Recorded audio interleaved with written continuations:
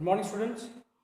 আজকে আবার চলে এসেছি আমরা আমাদের গ্রামার পোর্শনের একদম বেসিক্স সে সম্পর্কে আলোচনার সেকেন্ড ভিডিওতে, যেখানে আমরা আগের দিন আলোচনা করেছিলাম পার্টস অফ স্পিচ নিয়ে।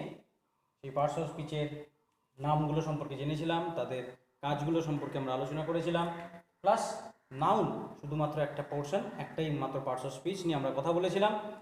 আর বলেছিলাম, আমরা বোধহয় খেয়াল আছে যে আমরা এখানে শুধুমাত্র প্র্যাকটিক্যালি ইংরেজি বাক্য গঠন করার জন্য যতটুকু প্রয়োজন, আমার যতটুকু প্রয়োজন তোমাদের জানানোর, আমি সেটুকুই তোমাদেরকে জানাচ্ছি, যাতে তোমাদের কাজের পরিমাণটাও কম থাকে, মনে রাখার কাজটা সহজ হয় এবং বুঝতেও খুব একটা অসুবিধা না হয়।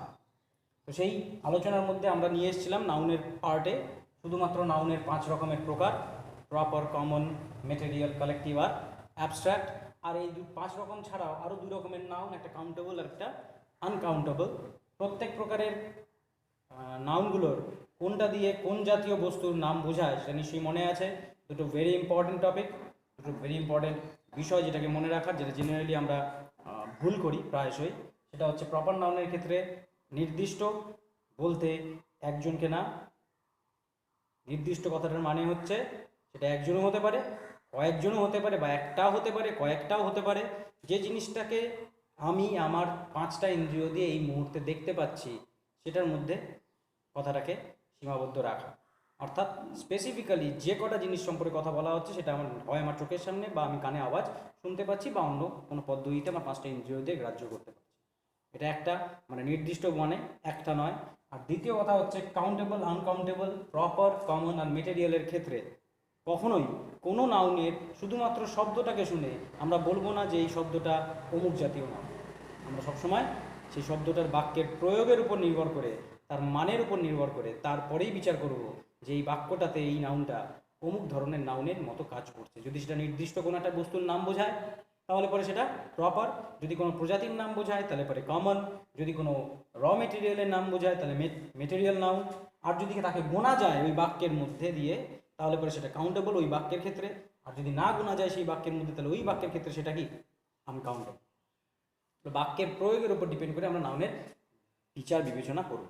তো এই ছিল আমাদের নাউনের সম্পর্কে আলোচনা, যতটুকু আমার প্রয়োজন তোমাদের মনে রাখার নোর জন্য। পরের যে মেম্বার সেটা হচ্ছে কি প্রোনাউন, এবং টপিক অনুযায়ী আমাদের প্রোনাউন হচ্ছে নাউনের পরিবর্তে বসা একটা বস্তু। তাহলে প্রোনাউনের সেই সংজ্ঞাটা তো আমাদের মাথায় রাখতেই হবে যে এটা নাউনের পরিবর্তে বসে, তার সাথে সাথে আর যে যতটুকু জিনিস আমাদের খেয়াল রাখা প্রয়োজন সেইটা নিয়ে আমরা এখন কথা বলবো। কিন্তু সেই কথাটা বলার আগে বলে রাখি, প্রোনাউন সম্পর্কে আমরা যতটুকু বলতে যাচ্ছি সেইটুকু ছাড়াও প্রোনাউনেরও কিন্তু প্রচুর ধরনের প্রকারভেদ আছে। এমফ্যাটিক প্রোনাউন, রিফ্লেক্সিভ প্রোনাউন ইত্যাদি ইত্যাদি আরও অনেক ধরনের প্রোনাউনের প্রকারভেদ আছে, যেগুলোর নাম সম্পর্কে আমরা এই মুহূর্তে আলোচনা করছি না। তার মানে এই না যে এটাকে প্রয়োজন পড়ে না, এগুলো পড়ে, কিন্তু একেবারে বেসিক ইংরেজি বাক্য গঠন করতে যাওয়ার সময় আমার সেগুলোর খুব একটা প্রয়োজন নেই। সেগুলোর নাম না জানা থাকলেও আমরা কিন্তু ইংরেজি বাক্য গঠন করতে পারি। তাহলে আমার প্রয়োজনটা কি? প্রয়োজনটা হচ্ছে যে কোনো প্রোনাউনের ইংরেজি বাক্য গঠন করার সময় 3টি রূপ আছে, 3টি চেহারা আছে। এবার চেহারা মানে কি? চেহারা হচ্ছে কোনো একটা বস্তুকে যখন আমি বাক্যে প্রয়োগ করব, সেই বাক্যে প্রয়োগ করার সময় সেই বস্তুটার এক এক সময় এক এক রকমের রূপের ব্যবহার লক্ষ্য করা যায়। তার মানে এই না যে তাদের মানেগুলো আলাদা, না, তাদের চেহারা পাল্টে যায়, তাদের বাক্যের মধ্যে বসার জায়গা, বাক্যে ব্যবহৃত হওয়ার জায়গা, বা বাক্যে ব্যবহৃত হওয়ার জায়গায় একটাই কথা বলা যায়, তার উপর ডিপেন্ড করে। এবং সেই প্রকারভেদগুলো কি কি, বা প্রকারভেদ বলা যাবে না, এটিকে প্রোনাউনের প্রকারভেদ বলা যাবে না, তাদের সেই রূপগুলো কি কি, কোন কোন ভাগ, কটা ভাগ? প্রোনাউনের রূপভেদ 3 রকমের। একটাকে বলা হয় সাবজেক্টিভ, একটা অবজেক্টিভ, আর একটা পজেসিভ। আমি নামগুলোকে এরকমভাবে বলি যাতে আমাদের মনে রাখতে সুবিধা হয়। আগেই বলছি, আমি যতটা পারবো, যতটা আমার পক্ষে সম্ভব হবে আমি চেষ্টা করব তোমাদের কাজটাকে সহজ করার জন্য। সেই জন্য নামগুলোকে বলা হচ্ছে সাবজেক্টিভ, অবজেক্টিভ আর পজেসিভ। কেন, কি কারণে, আমরা ব্যাখ্যার মধ্যে আসি। তার আগে বলে নিই, এই সাবজেক্টিভ যে রূপভেদটা, এই রূপটার আরও একটা নাম আছে যাকে বলা হয় নমিনেটিভ। তো তুমি সাবজেক্টিভ বলে চিহ্নিত করো, চাই নমিনেটিভ বলে চিহ্নিত করো, দ্যাটস আপ টু ইউ। আমি কী কারণে সাবজেক্টিভ কথাটাকে ব্যবহার করতেছি সেটার কারণটা তুমি এখনই বুঝিয়ে যাবে, মনে রাখতে সুবিধা করার জন্য। অবজেক্টিভ এই কথাটার আরেকটা নাম নেই, একে অবজেক্টিভই বলা হয়। তাহলে সাবজেক্টিভ অথবা নমিনেটিভ, অবজেক্টিভ এবং লাস্ট একটা হচ্ছে পজেসিভ, এরও অপর কোনো নাম ব্যবহৃত হয় না। তাহলে আমাদের কাছে প্রথম গ্রুপের নাম হচ্ছে সাবজেক্টিভ। মানে আমরা এখন কি পড়তেছি, আমরা পড়ছি প্রোনাউন যার প্রথম রূপের নাম হচ্ছে সাবজেক্টিভ, যার অপর আরেকটা নাম হয় সেটা হচ্ছে নমিনেটিভ। দ্বিতীয় রূপটার নাম হচ্ছে অবজেক্টিভ এবং তৃতীয় রূপটার নাম হচ্ছে পজেসিভ। একবার বলছি, এগুলো প্রোনাউনের প্রকারভেদ নয়, এরা প্রোনাউনের রূপভেদ, মানে চেহারা পাল্টে যাওয়া, প্রকার নয়। এরা সবাই একই রকমের প্রোনাউন, খালি চেহারাগুলো বাক্যে ব্যবহৃত হওয়ার উপর ডিপেন্ড করে পাল্টে যায়। রূপভেদ এক জিনিস, প্রকারভেদ আরেক জিনিস।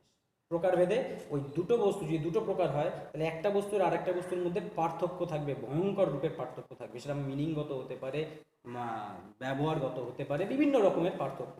কিন্তু রূপভেদের ক্ষেত্রে ছোট ছোট পার্থক্য থাকবেই ঠিকই, তাদের ব্যবহারগত দিক দিয়ে বিভিন্ন জায়গায় বিভিন্ন রকমের রূপ ব্যবহৃত হবে ঠিকই, কিন্তু তাদের মিনিংগুলো কিন্তু প্রতি ক্ষেত্রে একই হবে।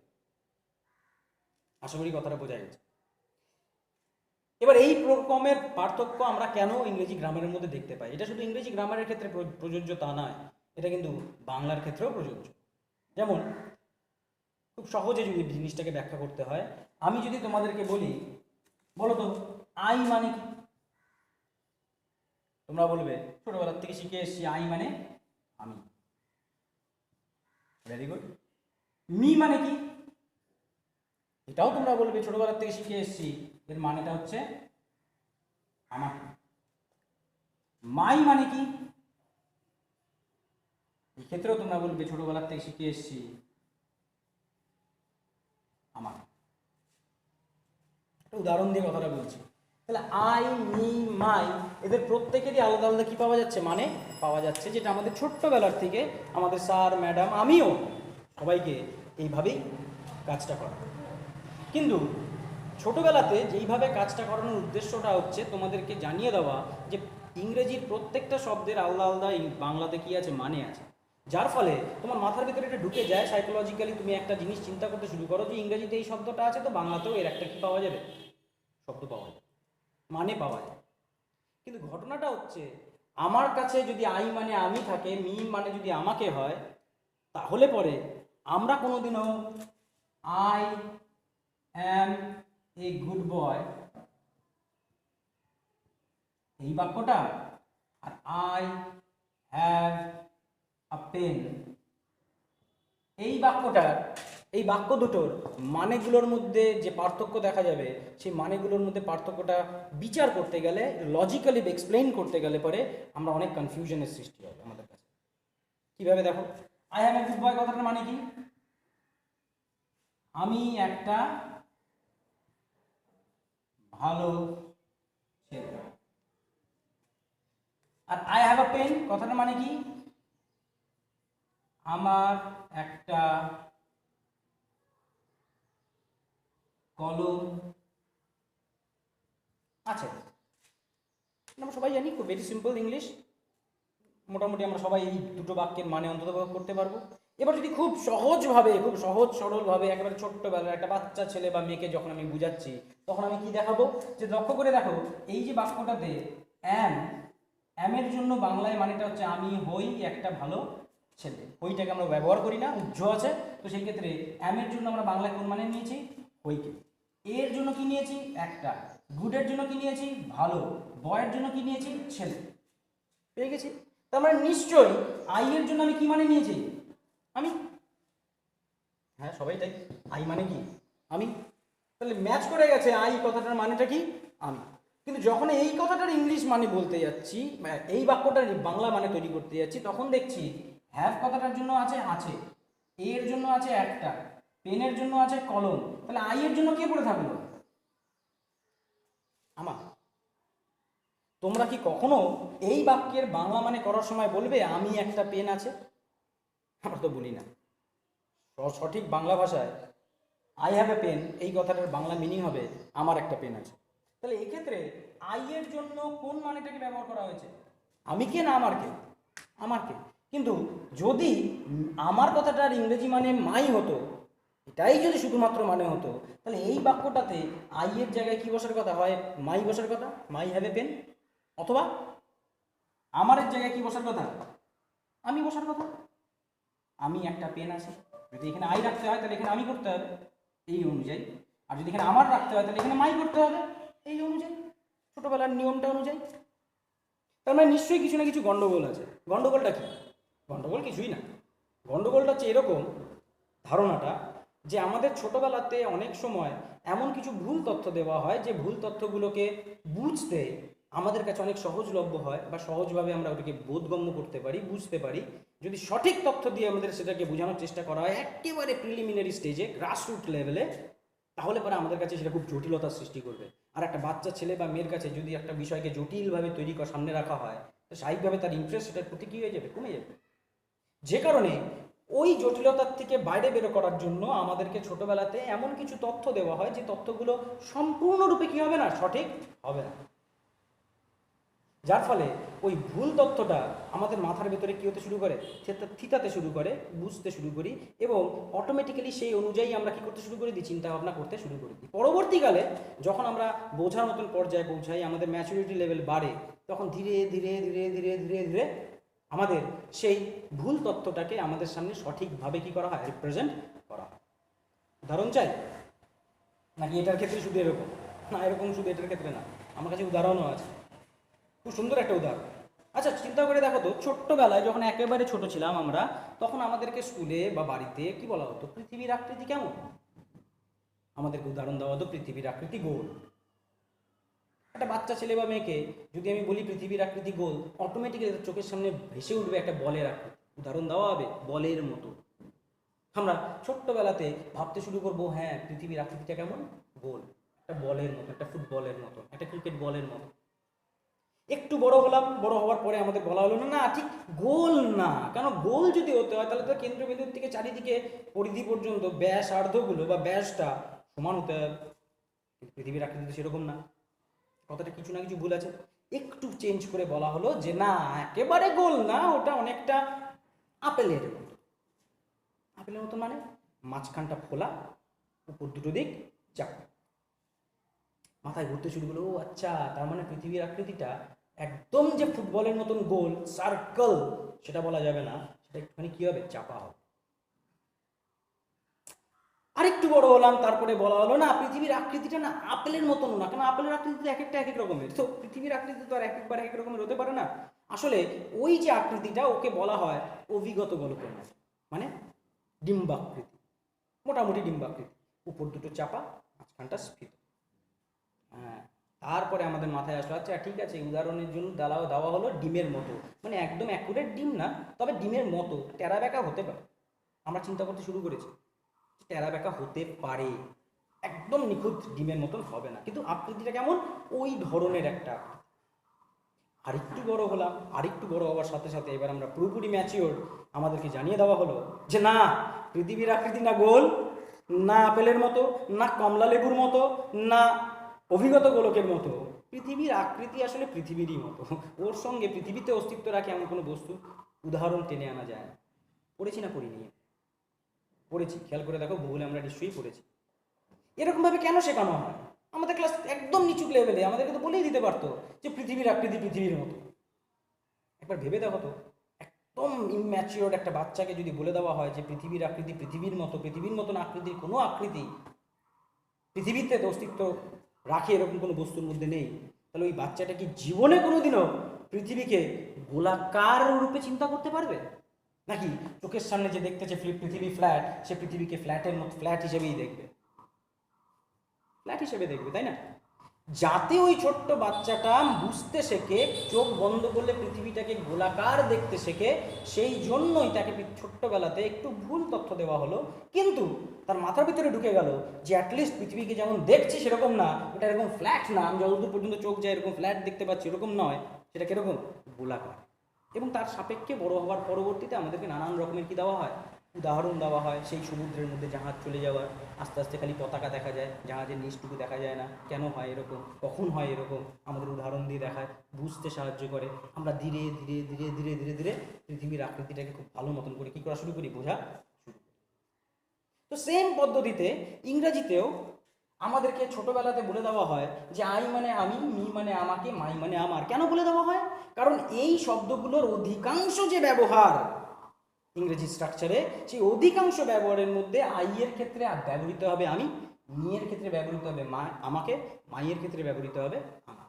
যার ফলে আমি যেখানেই যে বাক্যের মধ্যে আই দেখব সেখানে আমি কি পড়া শুরু করব, আমি বাংলা মানে করার সময় একটা বাচ্চা ছেলেকে বা মেয়েকে যখনই কোনো বাক্য দেওয়া হবে তাকে তো আর এমন কোনো বাক্য দেওয়া হবে না যাতে তার কনফিউশন সৃষ্টি হয়, বরঞ্চ তাকে এমন বাক্য দেওয়া হবে যে বাক্যটাতে আই এর মানেটা কি থাকবে, আমির মতো থাকবে, মির মানেটা কেমন থাকবে, আমাকের মতো থাকবে।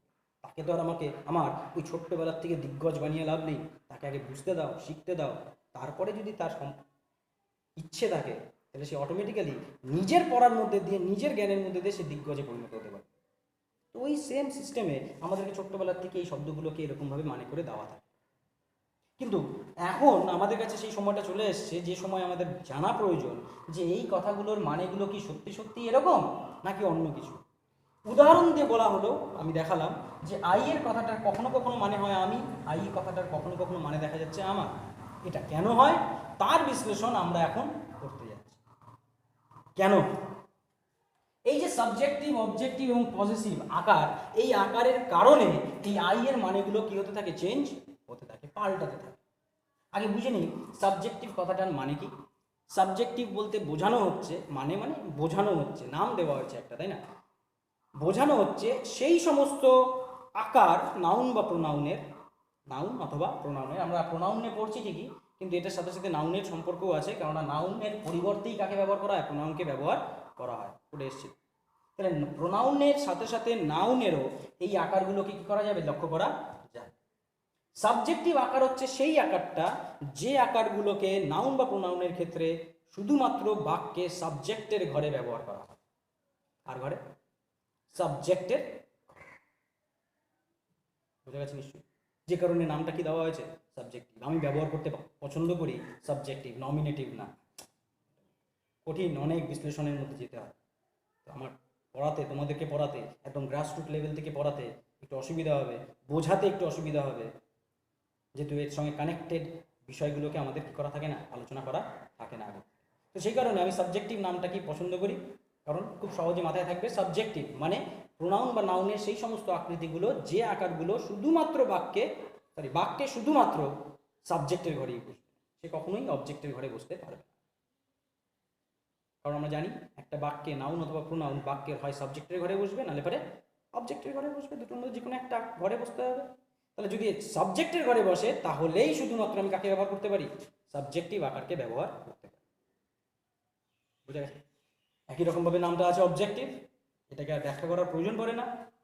কি হবে, অবজেক্টিভ আকারগুলো হচ্ছে সেই সমস্ত আকৃতি নাউন বা প্রোনাউনের যারা বাক্যের মধ্যে শুধুমাত্র অবজেক্টের ঘরেই বসবে, তারা কখনোই কোন ঘরে বসতে পারবে না, সাবজেক্টের ঘরে বসতে পারবে। তাহলে বাক্যে যখনই কোনো একটা নাউন বা প্রোনাউন অবজেক্ট হিসেবে কাজ করবে তখন সেটা হয়ে যাবে কি, কোন আকারে বসবে, অবজেক্টিভ আকারে। আর বাক্যের মধ্যে যখনই কোনো নাউন বা প্রোনাউন সাবজেক্ট হিসেবে কাজ করবে অর্থাৎ সাবজেক্টের ঘরে বসবে, তার মানে কি, সেটা কি হিসেবে বসবে, কোন আকারে বসবে, সাবজেক্টিভ আকার। তাহলে সাবজেক্টের ঘরে যদি কোনো নাউন বা প্রোনাউনকে বসাই তাহলে সাবজেক্টিভ, অবজেক্টের ঘরে যদি কোনো নাউন বা প্রোনাউনকে বসাই তাহলে অবজেক্টিভ। তাহলে পজিটিভটা কি, আর তো বসার জায়গা নেই। কিন্তু আরও একটা ক্ষেত্র আছে যে শুধুমাত্র সাবজেক্ট বা অবজেক্টের ঘরে বসবে এমন সিচুয়েশনই নয়, তার সাথে সাথে কোনো একটা নাউন বা প্রোনাউন অনেক সময় বাক্যের মধ্যে অধিকার বোঝাতে ব্যবহার করা হয়। পজেস কথাটার মানে কি, অধিকার বা অধিকারে থাকা একটা ভার্ব, পজেস, পজেসড, পজেসড। তাহলে পজেস কথাটার মানে হচ্ছে অধিকারে থাকা। তাহলে পজেসিভ যেটা অধিকার বোঝায়, তাহলে এমন কিছু আকৃতি থাকবে যে আকৃতিগুলোকে ব্যবহার করলে পরে সেই নাউন বা প্রোনাউনের অধিকারে থাকা কোনো একটা কিছুকে ব্যাখ্যা করবে। মানে কোনো একটা কিছু বাক্যের মধ্যে নিশ্চয়ই ওই নাউন বা প্রোনাউনটার অধিকারে আছে। অধিকারে আছে মানে কাছে আছে বা তার অধীনে আছে ইত্যাদি। উদাহরণ দিচ্ছি। আর তার সাথে সাথে পজিটিভ যে আকারটা, এই আকারটাকে আমরা বাক্যের মধ্যে সাবজেক্টের ঘরেও ব্যবহার করতে পারি, অবজেক্টের ঘরেও ব্যবহার করতে পারি, বাক্যের মিনিংয়ের উপর ডিপেন্ড করে। অর্থাৎ সাবজেক্টিভ আকার শুধুমাত্র সাবজেক্টের ঘরে বসবে, অবজেক্টিভ আকার শুধুমাত্র অবজেক্টের ঘরে বসবে, কিন্তু পজিটিভ আকার সাবজেক্টের ঘরেও বসতে পারে, অবজেক্টের ঘরেও বসতে পারে। কথাটা বোঝা যায় না? এবার চলে আসি সাবজেক্টের ঘর আর অবজেক্টের ঘর। অনেকক্ষণ ধরে তো সাবজেক্টের ঘর অবজেক্টের ঘর নিয়ে কথা বলছেন। এবার সাবজেক্টের ঘর কোনটা, অবজেক্টের ঘর কোনটা, সেটা নিয়েই তো কথা বলেননি এখন পর্যন্ত। সেটাতে আসে। আমরা যে কোনো বাক্যের স্ট্রাকচার করার সময় দেখবে ইংরেজির মাস্টারমশাই দিদিমণিরা সবসময় একটা কথা বারবার বলেন। সেই কথাটা কি? SVO বলে কিনা? এবং বারবার বলা হয় যে এই এস দিয়ে বোঝানো হয় সাবজেক্ট, ভি হচ্ছে ভার্ব, ও হচ্ছে অবজেক্ট, তাই বলা হয়। এই ক্ষেত্রে মনে রাখবে যে ইংরেজির বেসিক স্ট্রাকচার, একদম প্রাথমিক যে স্ট্রাকচার ইংরেজি বাক্যগুলোর, সেই স্ট্রাকচারটা হচ্ছে SVO। এটা দিয়ে কিন্তু এটা বোঝাচ্ছে না যে এখানে সাবজেক্ট বসছে এখানে অবজেক্ট বসছে, না, এটা বোঝায় না। চেঞ্জও হতে পারে, পাল্টেও যেতে পারে, দেখবো আমরা পরবর্তীতে ভিডিওগুলোর মধ্যে দেখতে পাবো। এই SVO দিয়ে বোঝায় যে এই ইংরেজি বাক্যর যে বেসিক স্ট্রাকচার। কেন বেসিক স্ট্রাকচার? কারণ ইংরেজি বাক্যের মধ্যে একদম প্রাথমিক লেভেলে বাক্যের মাঝামাঝি পর্যায়ে থাকবে, মাঝখানের জায়গাটাতে বসে থাকবে কে? ভার্ব। সামনের যে জায়গাটা, সেই জায়গাটা সর্বদা কার জন্য অ্যালোটেড? সাবজেক্টের জন্য অ্যালোটেড। তার মানে এই না এরকম কোনো বাধ্যবাধকতা নেই যে ওখানে সাবজেক্টই বসবে, অন্য কেউ বসতে পারে। আমি আমার ক্লাসে গেছি, আমার রেগুলার বেসিসে আমি রোজ দিন স্কুলে যাই, স্কুলে গিয়ে একদম ফার্স্ট বেঞ্চের কর্নারের সিটটা হচ্ছে আমার অভিজ্ঞতা ছিল। আমি রোজ গিয়ে ওখানে বসি, আমার জায়গায় কেউ বসবে না। আর এর মানে কি এই যে ওখানে নাম লেখা আছে, নাম লেখা থাকলেও কি এর মানে এই যে ওখানে আমি ছাড়া কেউ বসতে পারবে না? যেদিন আমি অনুপস্থিত থাকলাম, বন্ধু বান্ধবরা আমার জায়গায় কেউ বসে না, যদি আমি অনুপস্থিত থাকি সেদিন কি রামশ্যাম যদুমধু এসে আমার জায়গায় বসতে পারবে না? কিছুই পারবে। তাহলে কি সে অভিজ্ঞ হয়ে যাবে? না, তাও তো হবে না। তাহলে সে রাম রামই থাকবে, শ্যাম শ্যামই থাকবে, যদু যদুই থাকবে, সীতা সীতাই থাকবে। সে শুধুমাত্র অভিজ্ঞের জায়গাতে গিয়ে কি করছে? বসেছে।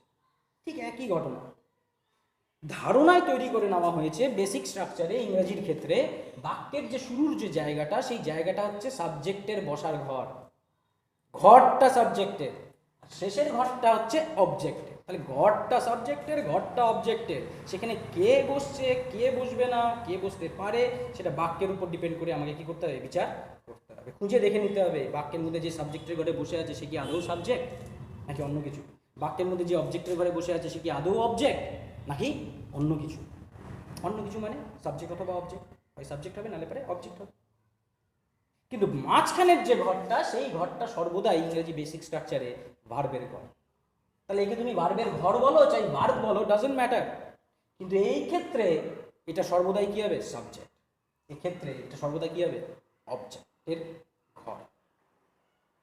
এটা না সাবজেক্ট না অবজেক্ট, এটা হবে সাবজেক্টের ঘর, আর এটা হবে কি? অবজেক্টের ঘর। এবার অ্যাসার্টিভ সেন্টেন্সের ক্ষেত্রে যখন আমরা অ্যাসার্টিভ সেন্টেন্স পাই, সেই অ্যাসার্টিভ সেন্টেন্সের ক্ষেত্রে খেয়াল করে দেখো, সাবজেক্টের ঘরে সাবজেক্ট বসে, অবজেক্টের ঘরে অবজেক্ট বসে। Very simple, the simplest form of the English structure. সেই কারণে ওটাকে কি রাখা হয়? একদম শুরুতে রাখা হয়, অ্যাসার্টিভ নাম দেওয়া হয়, ডিক্লারেটিভ বর্ণনামূলক,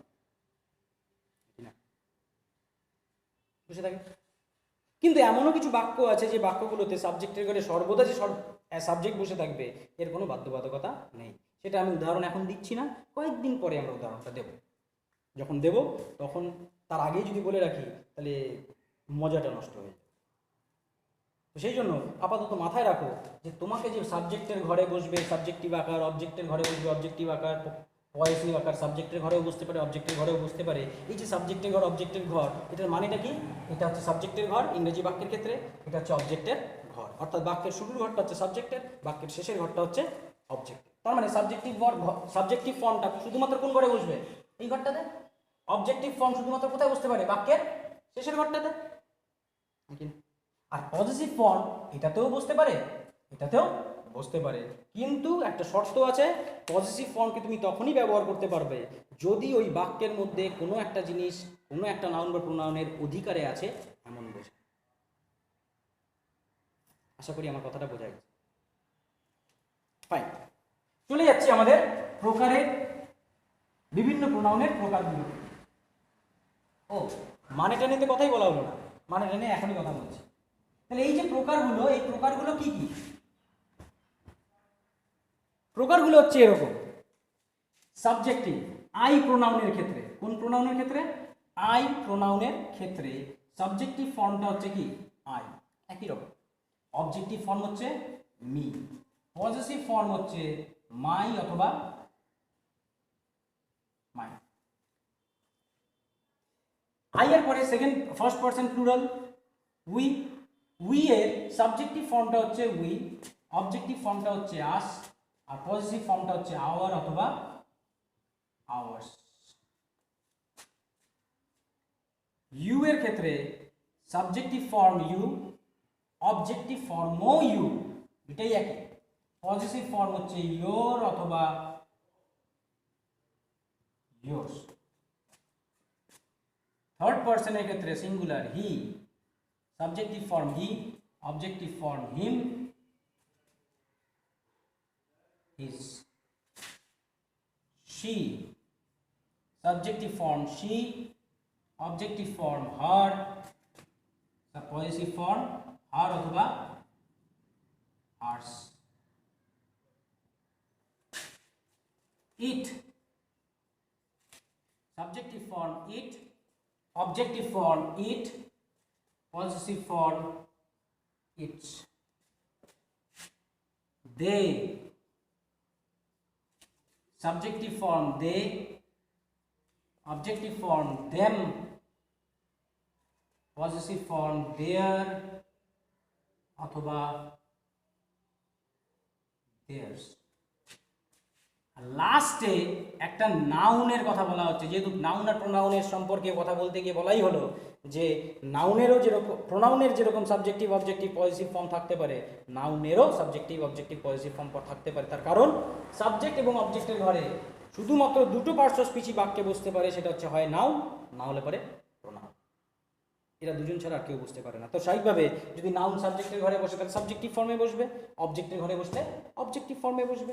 তো নাউনের ক্ষেত্রে সাবজেক্টিভ ফর্মটা হচ্ছে, আমি উদাহরণ নিলাম রাম, তার মানে এই না যে এটা শুধুমাত্র রামের ক্ষেত্রে প্রযোজ্য, এটা চেয়ার হতে পারে, টেবিল হতে পারে, ডগ হতে পারে, কাউ হতে পারে, শ্যাম হতে পারে, অভিক হতে পারে, এনিবডি, এনিথিং, যে কোনো একটা জিনিসের নাম বোঝাতে পারে। আমি জাস্ট একটা এক্সাম্পল নিচ্ছি রাম দিয়ে, দেখবি আমি প্রত্যেকটা ক্ষেত্রেই প্রত্যেক বাক্য উদাহরণ নিলে পারি রামের উদাহরণ নিই, যাতে প্রতি ক্ষেত্রে তোমাকে বুঝতে পারো যে এটা it is just an example, it is just an example, এটা কোনো একটা স্পেসিফিক বস্তুর কথা বলা হচ্ছে। তাহলে রামের নাউনের ক্ষেত্রে subjective form Ram, objective form Ram, positive form হচ্ছে রাম অ্যাপোস্ট্রফি এস, রামস।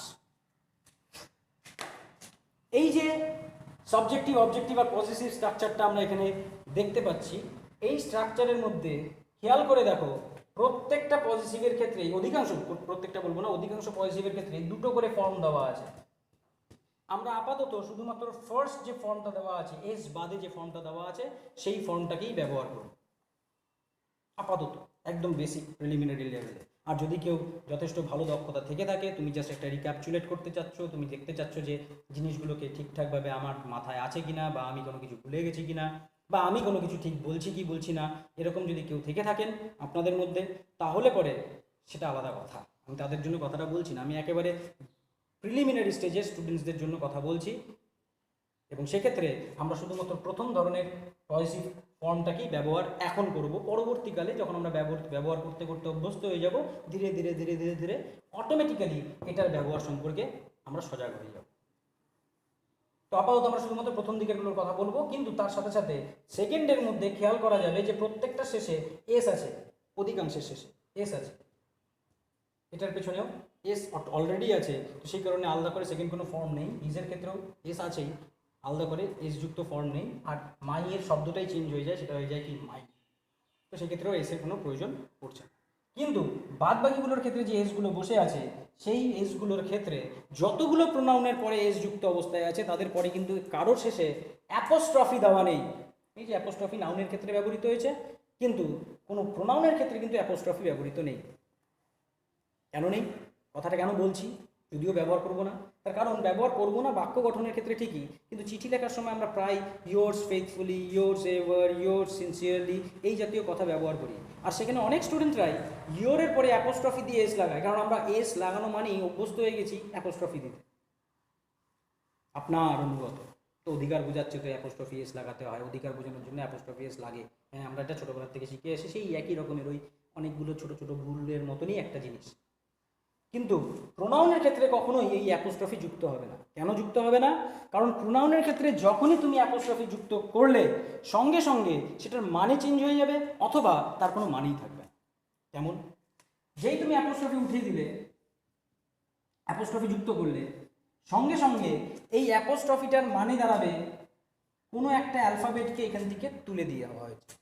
মনে আছে আমরা কোনো একটা টেক্সট আলোচনা করতে গিয়ে পোয়েটিক জাস্টিস নিয়ে কথা বলেছিলাম। আমি যে ভিডিওগুলো আপলোড করেছি সেই ভিডিওগুলোর মধ্যে পোয়েটিক জাস্টিস সম্পর্কে কিছু কথা বলা হয়েছে। পোয়েটিক জাস্টিস কি? পোয়েটরা ছন্দ মিলিয়ে বাক্য যেহেতু তাদের লিখতে হয়, একটা এক্সট্রা বার্ডেন থাকে তাদের উপরে, যে তাদের বাক্যের মিনিংয়ের সাথে সাথে একটা ছন্দ, একটা রিদম থাকতে হবে, তো তাদের বাধ্য হতে হয় অনেক সময় সিলেবলকে নিয়ে নাড়াচাড়া করতে। আর এই সিলেবলটাকে কমানো বাড়ানোর জন্য তারা অনেক ক্ষেত্রেই এই অ্যাপোস্ট্রফি ব্যবহার করেন। অ্যাপোস্ট্রফিটাকে তারা ব্যবহার করেন অধিকার বোঝানোর জন্য না, কিছু কিছু ক্ষেত্রে অধিকার বোঝানোর জন্য, অধিকাংশ ক্ষেত্রে তারা কোনো একটা অ্যালফাবেটকে বা কোনো একটা ওয়ার্ডকে বাদ দিয়ে, ওয়ার্ড জেনারেলি না, একটা সিলেবলকে বাদ দিয়ে তারা শব্দটাকে গঠন করে। এবং সেরকমই অ্যাপোস্ট্রফি যে যখনই তুমি প্রোনাউনের পরে যুক্ত করবে, সেই প্রোনাউনের পরে যুক্ত করার সাথে সাথে তার মানেটা দাঁড়াবে ইট ইজ। ইট ইজ, তাহলে ইটস কথাটার মানে হচ্ছে ইহার, অধিকার বোঝাবে, তাই না? ইহার কাছে একটা পেন আছে, ইহার একটা পা আছে, ইত্যাদি। কিন্তু ইট ইজ কথাটার মানে হচ্ছে ইহা হয়। দুটো কি এক মানে? ইহার আর ইহা হয় না? এক তো না, আলাদা হয়ে যায়। তাহলে এক্ষেত্রে মিনিং চেঞ্জ হয়ে যাচ্ছে। কিন্তু যদি আমি ইয়োরের পরে অ্যাপোস্ট্রফি লাগাই, তাহলে একই রকমভাবে এস আছে যেহেতু, তার মানে নিশ্চয়ই ইয়োরের পরে শব্দটা কি হবে? Your is. কিন্তু ইউ এমন একটা প্রোনাউন যে প্রোনাউনটার পরে আমরা কখনোই বি ভার্বের ইজ বা ওয়াজ আকৃতিকে স্ট্রাকচারকে ব্যবহার করি না। তারপরে কি বলছে? হয় আর নাহলে ওয়ার। তাহলে ইয়োরের পরে ইজও নিশ্চয়ই ভাই বুঝতে পারবে না।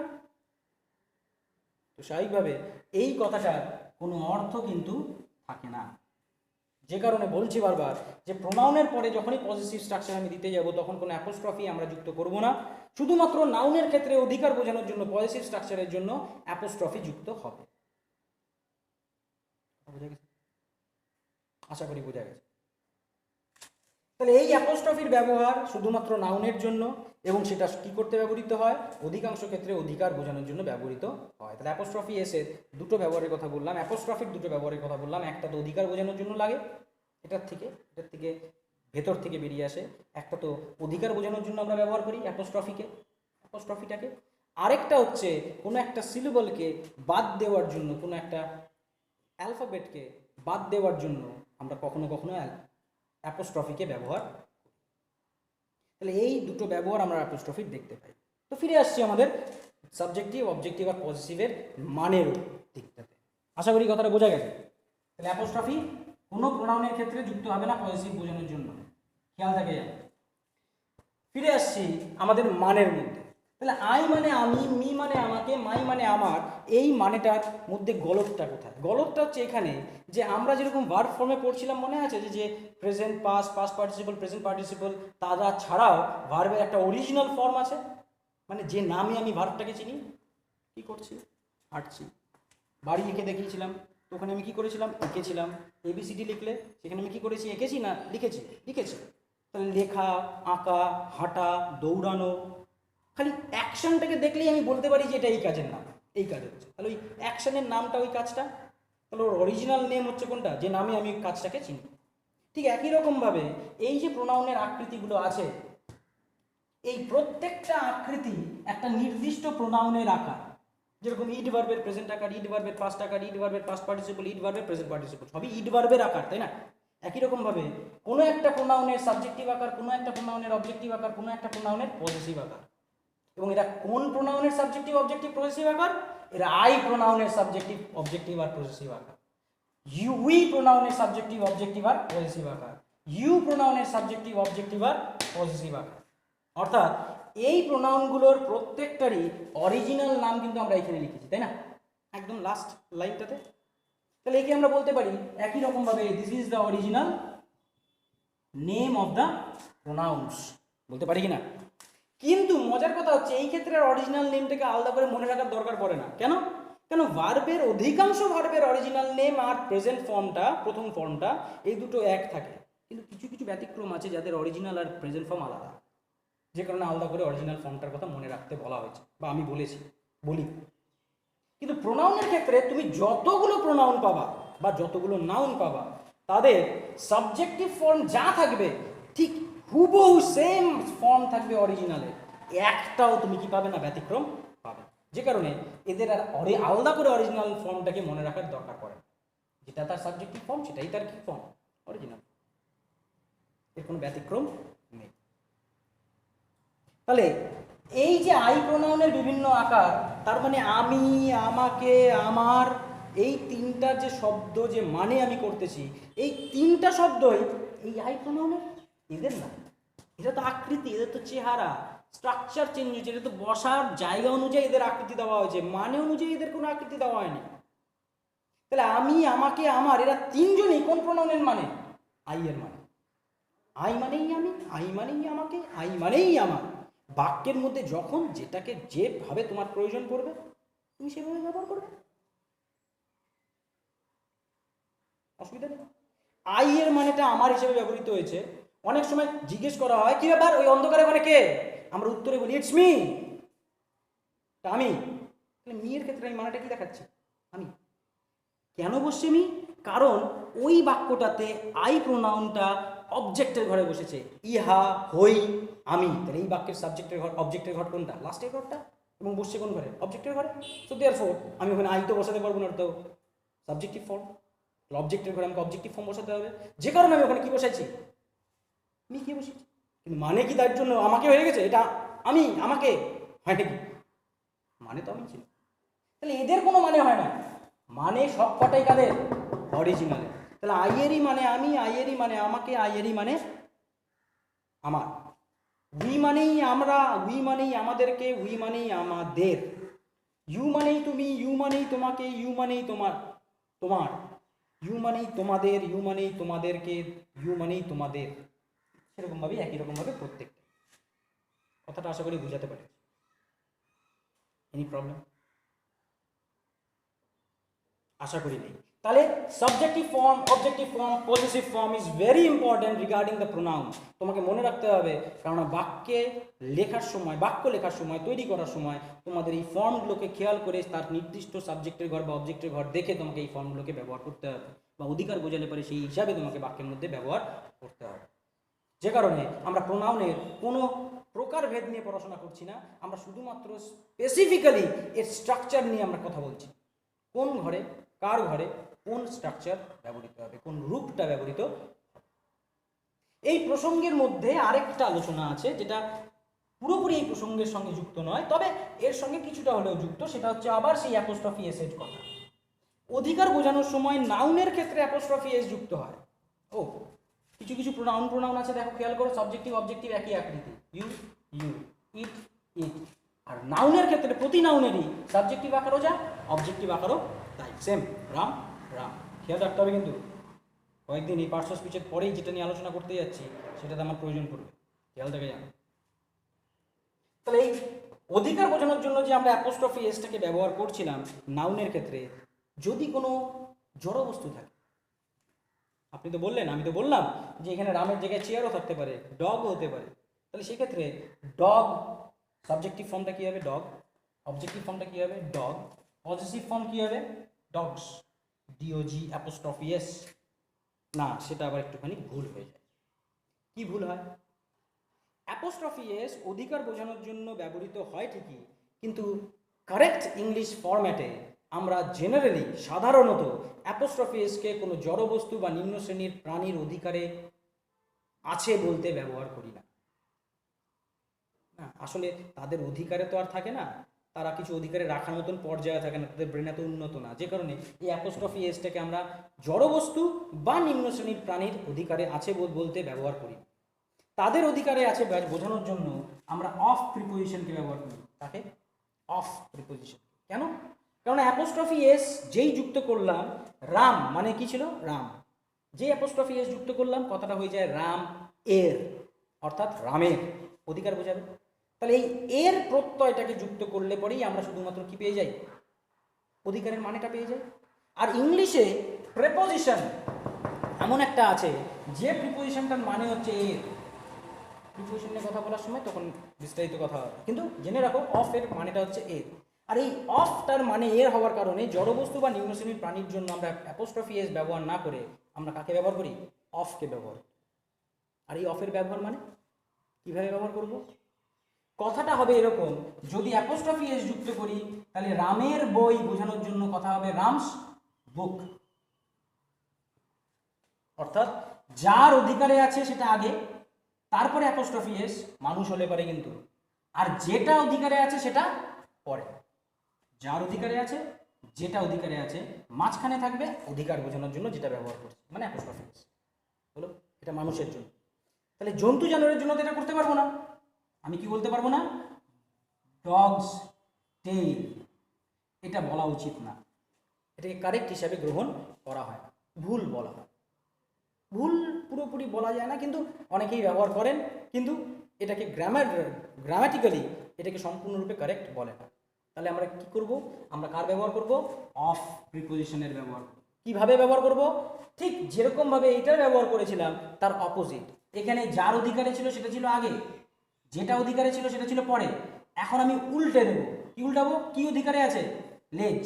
কার অধিকারে আছে? কুকুর। তাহলে এটাকে কি করব? উল্টে দিয়ে লিখবো টেইল। যার অধিকারে আছে সেটা চলে যাবে কোথায়? পেছনে। আর মাঝখানে যেটা দিয়ে অধিকারটা বোঝাবো সেইটাকে ব্যবহার করব। আর জড়বস্তু বা নিম্ন শ্রেণীর প্রাণীর ক্ষেত্রে আমরা অধিকারটাকে বোঝাই অফ প্রিপোজিশনের মারফত। বুঝো? বুঝো না? কি বললাম? শুধুমাত্র মানুষের ক্ষেত্রে অ্যাপোস্ট্রফি এস ব্যবহৃত হবে, কিন্তু জড়বস্তু বা নিম্ন শ্রেণীর প্রাণীর ক্ষেত্রে অফ প্রিপোজিশন ব্যবহার করার মধ্যে দিয়ে অধিকারটাকে ব্যাখ্যা করতে হবে।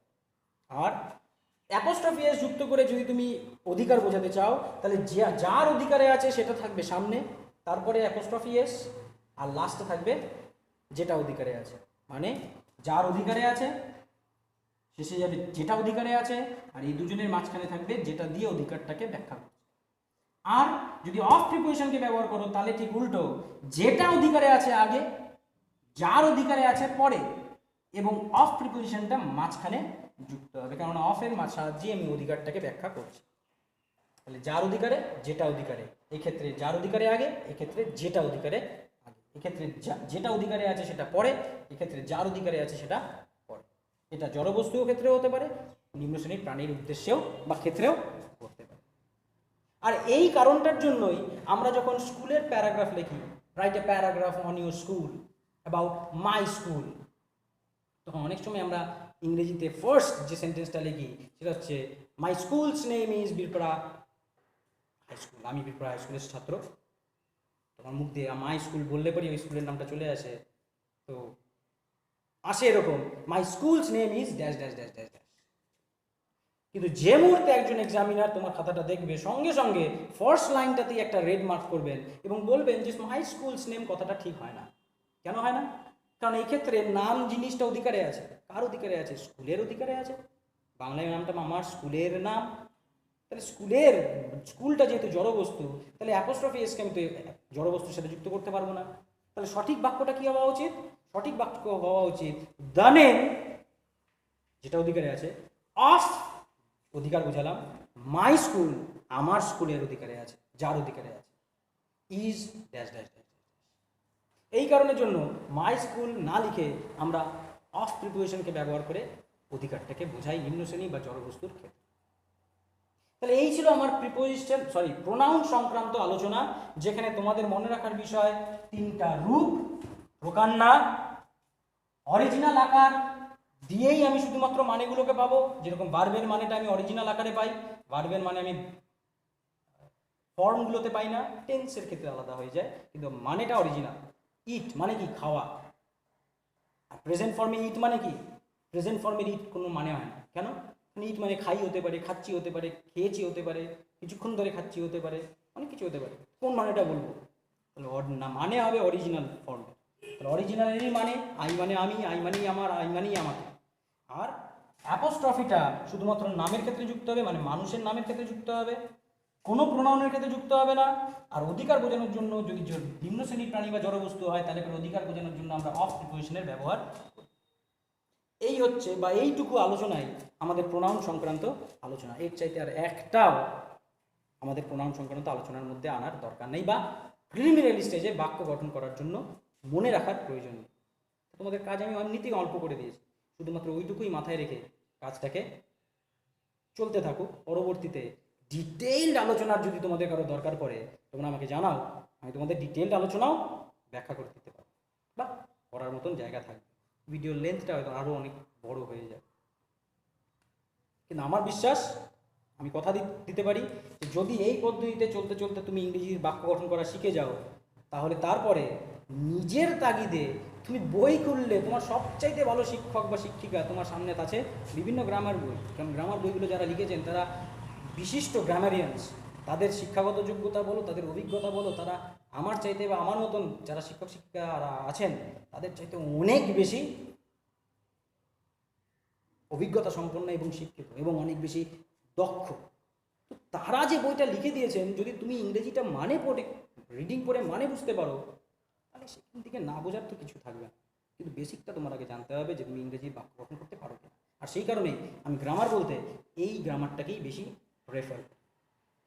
তো দেয়ারফোর প্রোনাউন সম্পর্কে আলোচনা আমাদের এখানেই শেষ হয়ে যায়। চলে যাচ্ছি নেক্সট মেম্বারে। সেই মেম্বারের নামটা হচ্ছে কি? অ্যাডজেক্টিভ। আর প্র্যাকটিক্যাল ইউজের জন্য যেরকম নাউনের বিভিন্ন রকমের প্রকার আছে, প্রোনাউনের বিভিন্ন রকমের প্রকার আছে, একই রকমভাবে অ্যাডজেক্টিভের বিভিন্ন রকমের প্রকার আছে। আমরা কি প্রকার নিয়ে পড়বো? নামগুলো জানবো, কোন প্রকারটার উদাহরণ কি সেটা জানবো না? আমি তো জানাবো। আমার যেটা প্রয়োজন সেটা হচ্ছে অ্যাডজেক্টিভের বিভিন্ন উদাহরণ। অর্থাৎ তোমাকে বাক্যের মধ্যে থেকে দেখে চিনতে হবে যে কোনটা অ্যাডজেক্টিভ। এক তো মানে দিয়ে চিনতে পারতে পারো, যদি মানে বুঝতে পারো যে কোন শব্দটা দিয়ে কোনো একটা নাউনকে বা প্রোনাউনকে কী করতেছে, ব্যাখ্যা করছে। নাউন বা প্রোনাউন মানেই কি? বাক্যে অবস্থিত সাবজেক্ট অথবা অবজেক্ট। কোনো নাউন বা প্রোনাউন ছাড়া সাবজেক্ট অবজেক্টের ঘরে আর কেউ বুঝতে পারে না। তাহলে হয় সাবজেক্টের ঘরে বসে থাকবে, নাহলে অবজেক্টের ঘরে বসে থাকবে। তাহলে হয় সাবজেক্টটাকে ব্যাখ্যা করবে, নাহলে পরে অবজেক্টকে ব্যাখ্যা করবে। যদি কেউ সাবজেক্টকে বা অবজেক্টকে ব্যাখ্যা করে মানেই সেই শব্দটা নাউনকে বা প্রোনাউনকে ব্যাখ্যা করছে। আর নাউন বা প্রোনাউনকে ব্যাখ্যা করা মানেই সেটা কি? অ্যাডজেক্টিভ। তাহলে মানে দিয়ে তুমি বিচার করতে পারো এটা অ্যাডজেক্টিভ। অরেলস দেখে চিনতে পারতে পারো, মানে বুঝতেছি না তো শব্দটাকে দেখে আমাকে কি করতে হতে পারে? চিনতে হতে পারে, একদম গ্রাসরুট লেভেলে। এবার দেখে যখন তুমি চিনতে যাচ্ছ, মানে তুমি বুঝতে পারো না, ইংরেজি বাক্যের একটু কঠিন হলে পারি অসুবিধা হয়। যাতে দেখে চিনতে পারো তার জন্য তোমায় কি করতে হবে? অ্যাডজেক্টিভগুলোকে চিনে রাখতে হবে, যত বেশি সম্ভব মনে রাখা যায়। সেই জন্য তোমাদের কাছে, নিজেদের কাছে যে গ্রামার বইটাই থাকুক না কেন, তাতে যে অ্যাডজেক্টিভের চ্যাপ্টার আছে তাতে দেখবে অ্যাডজেক্টিভের অনেক উদাহরণ দেওয়া আছে, এক্সাম্পলস দেওয়া আছে।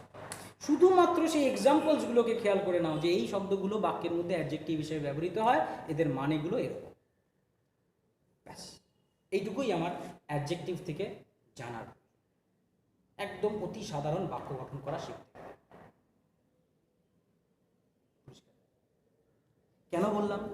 কারণ এরকমও কিছু অ্যাডজেক্টিভ আমরা বাক্যের মধ্যে পাই যারা আদতে অ্যাডজেক্টিভ নয়, মানে অরিজিনালি অ্যাডজেক্টিভ নয়, কিন্তু এরা অনেক সময় বাক্যে ব্যবহৃত হয় অ্যাডজেক্টিভের মতো। মানে এদের বাক্যে ব্যবহার করলে পারেই সেটা অ্যাডজেক্টিভের মতো, সেটা কি করে? আলোচনা করে, ব্যাখ্যা করে।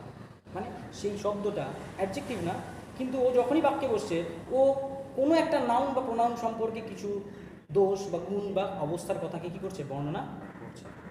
এবং যার ফলে তাকে বলতে হয় যে এই বাক্যে এই শব্দটা নিজে অ্যাডজেক্টিভ না হলেও অ্যাডজেক্টিভের মতো কাজ করছে। উদাহরণ চাই এরকম? চলো উদাহরণ দেখি। গুড, ব্যাড, টল, থিন, শর্ট, এগুলো তো প্লেইন অ্যাডজেক্টিভস, দে আর পিওরলি অ্যাডজেক্টিভস, তারা সবসময় তাই করবে। কিন্তু ধরো এই মাই প্রোনাউনটা, দিস ইজ মাই হাউস মানে কি, এটা হলো আমার বাড়ি। এই যে মাই প্রোনাউনটা এই বাক্যের মধ্যে অ্যাডজেক্টিভের মতন কাজ করছে। এমনি সাধারণ চোখে দেখলে পরে মনে হবে দিস, এটা তো একটা প্রোনাউন। ইজ এটা একটা ভার্ব। মাই এটাও একটা প্রোনাউন। হাউস এটা একটা নাউন।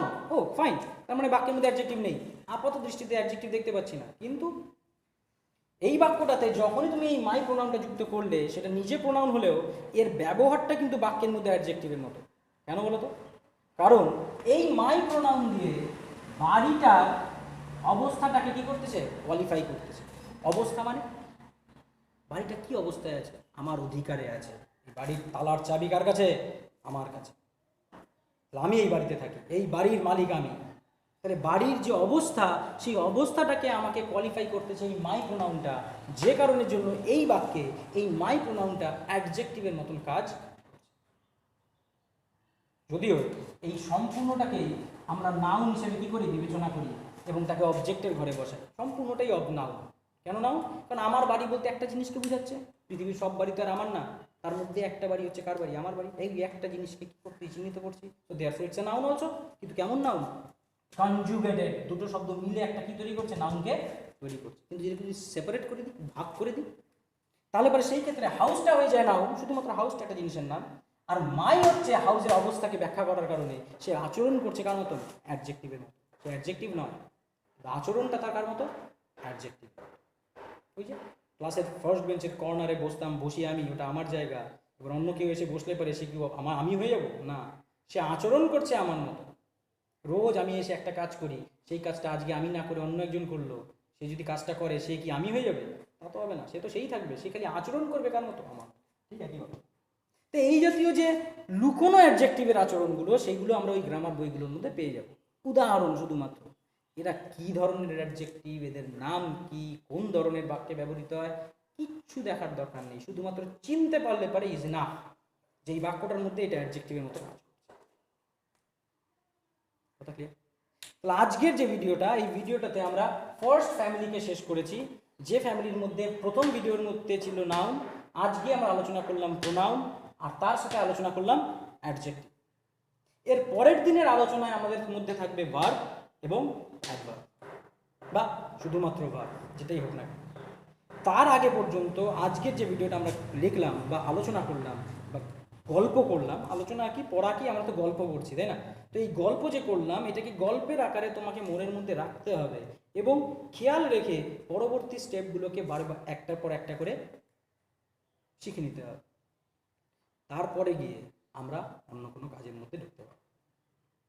তো আজকের জন্য এইটুকুই। তো আরও একবার, প্রোনাউন, সাবজেক্টিভ, অবজেক্টিভ, পজিটিভ। সাবজেক্টিভের আরেকটা নাম নমিনেটিভ। এদের কারো কোনো মানে নেই, এরা খালি রূপ। আর যত মানে, এরা প্রত্যেকেই অরিজিনাল ফর্মের মানে, সবকটাই নামে। সবকটা প্রোনাউনের মধ্যে একটা নাউন আছে। এই নাউনের ক্ষেত্রে সাবজেক্টিভ আকার যা, অবজেক্টিভ আকারও নাউনের তাই।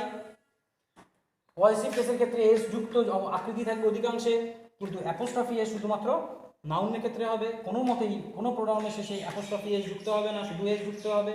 অ্যাপোস্ট্রফি এস যুক্ত হলে হয় মানে পাল্টে যাবে, নাহলে পারে কোনো মানেই থাকবে না, তাতে আর কোনো এক্সিস্টেন্সই হয় না ইংরেজি গ্রামারের মধ্যে। অধিকার বোঝানোর জন্য মানুষের ক্ষেত্রে অ্যাপোস্ট্রফি এস ব্যবহার করি, জড়বস্তু বা নিম্ন শ্রেণীর প্রাণীর জন্য অফ এর ব্যবহার লক্ষ্য করা যায়। এই যে টুকরো টাকরি জিনিস, এই টুকরো টাকরি জিনিসগুলোকে খুব ভালো মতন খেয়াল রেখে আমাদেরকে আগাতে হয়। Thank you very much. এর পরের দিন আমরা নেক্সট ভিডিও নিয়ে আসবো। তার আগে পর্যন্ত যদি এই ভিডিওটাকে ভালো লেগে থাকে বা এই ভিডিও থেকে কিছু নতুন জানা থাকে, জানতে পেরে থাকো, বা তোমার মনের মধ্যে খুব পছন্দ হয়ে থাকে, তাহলে অবশ্যই সেটাও কমেন্টে জানাতে পারো। বা যদি কোনো খামতি আছে বলে মনে হয়, তাহলে অবশ্যই তাহলে তো কমেন্ট করে জানাবে। Thank you very much. See you in the next video.